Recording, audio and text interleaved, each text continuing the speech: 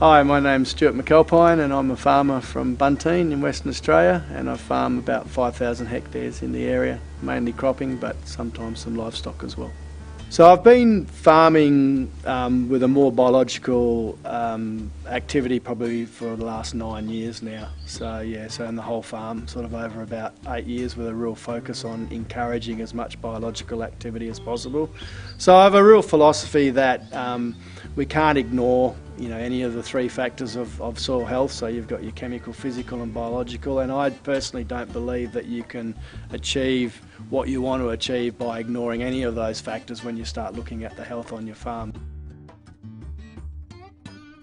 Yeah, it's been a progressive change. So I guess it came about from me using a biological stimulant to stimulate the bulgy in the soil and activate it, so which is just a carbon source, and saw some pretty amazing things by doing that, and I guess that encouraged me to continue, and obviously had some yield advantages from doing it, which obviously helped. But I was more excited about the extra biological activity on my roots and the deeper penetration of the roots.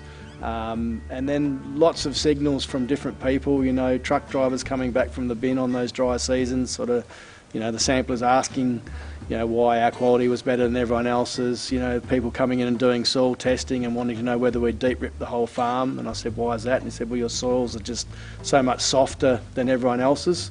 From that extra efficiency, it was a matter of dropping back on my fertiliser rates a little bit to encourage that biological activity, because realising that if we pour too much inorganic fertiliser on, we don't encourage the biological activity. So that's probably where there's a lot of work to still happen in that area. But yes, I'm getting some amazing results with very little added nutrition at all now, just because I've got my pHs in my soil and everything functioning really well. I very rarely have had to use insecticide and fungicides in that 9-year period. I don't use them unless I need to. I've just actually sprayed a little bit of fungicide out, but that's the first fungicide I've sprayed in the last 7 years. So by getting the soil healthier, we're getting more natural resilience there. And I haven't had to use a pre-emergent insecticide on my canola either, and I've had neighbours sort of back out there spraying even with a pre-emergent, and mine have still been okay. So lots of little things that have an impact, on less chemical usage as well. So yeah.